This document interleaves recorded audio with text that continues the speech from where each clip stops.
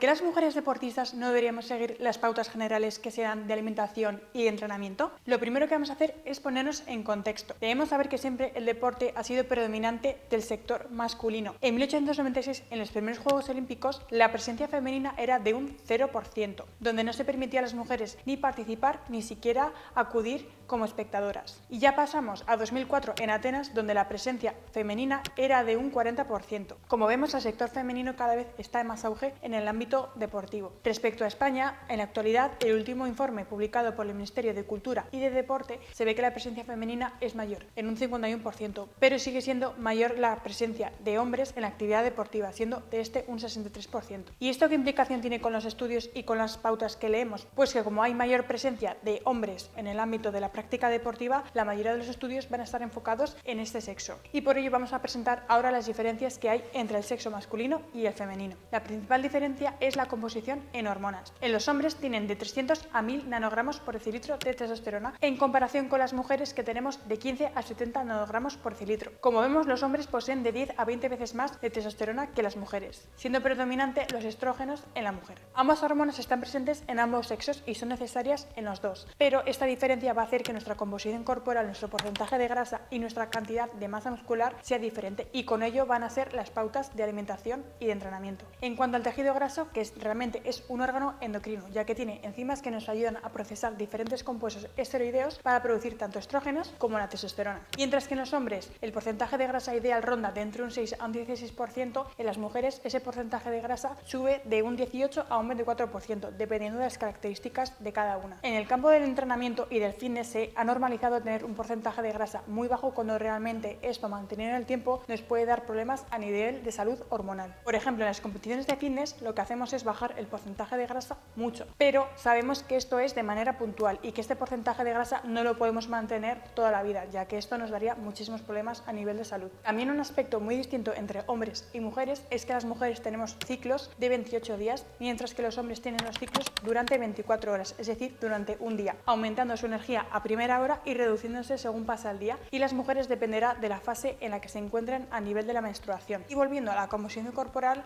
los problemas que puede acarrear tener un porcentaje de grasa muy bajo en mujeres mantenidos durante el tiempo son ausencia de menstruación, osteoporosis, que significa pérdida de densidad ósea, grelina y cortisol elevados, posible infertilidad, pérdida de líbido, peor calidad de sueño y peor estado anímico debido a la fatiga y al cansancio. Entonces, ¿cómo puedo saber si tengo un buen porcentaje de grasa ideal para mi salud? Pues lo primero de todo es que no debe haber nunca ausencia de menstruación. La segunda premisa es que debes tener energía durante todo el día. Estar fatigada y cansada durante todo el día no es normal. También una manera muy fácil de saber si tenemos un porcentaje de grasa bueno y no es muy bajo es medirnos la temperatura a primera hora durante una semana. La media no debe ser menor de 36 grados. Y con esto me estás diciendo que entonces no puedo nunca verme bien y tener un porcentaje de grasa bajo. Pues sí, realmente sí que puedes conseguir un porcentaje de grasa bajo o encontrar ese punto de equilibrio ideal entre mantener una buena salud, un buen rendimiento y que todas tus funciones, tanto a nivel hormonal como cognitivas, funcionen perfectamente. En cuanto a las diferencias de alimentación, se ha puesto muy de moda hacer ayunos muy largos y hacer dietas muy bajas en carbohidratos. Esto en las mujeres lo que nos puede provocar a largo plazo es un aumento del cortisol y un peor rendimiento, y también esto nos puede provocar una amenorrea. ¿Con esto te estoy diciendo que no hagas ayunos? No, para nada. Los ayunos es algo que te debería salir de manera natural. Por ejemplo, cenar a las 8 de la tarde y si vuelves a desayunar a las 8 o a las 10 de la mañana ya han pasado entre 12 a 14 horas. Eso ya es un ayuno suficiente. Pero la premisa es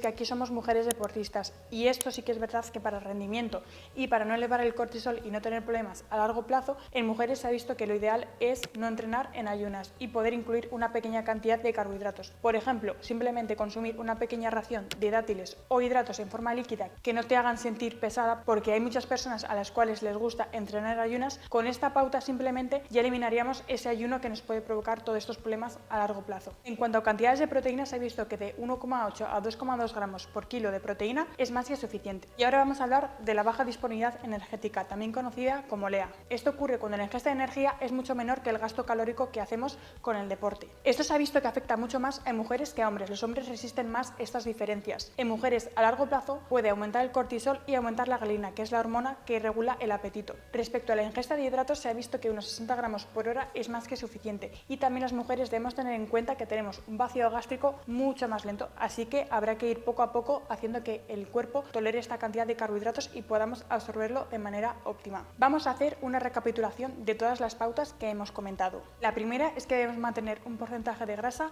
normal.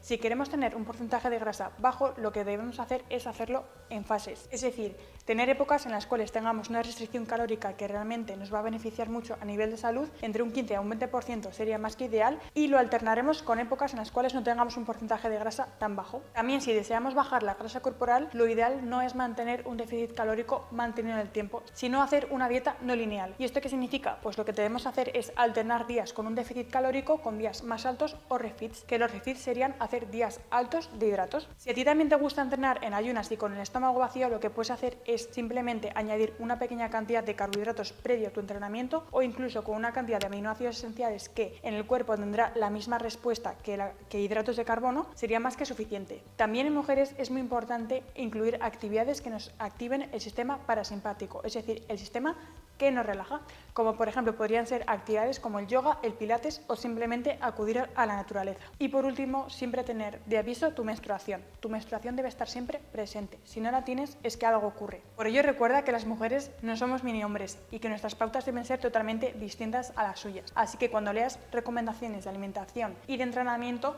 piensa mucho si estas recomendaciones están enfocadas a hombres o a mujeres. Hasta aquí el vídeo de hoy. Nos vemos en el próximo y cualquier duda me la puedes dejar en los comentarios.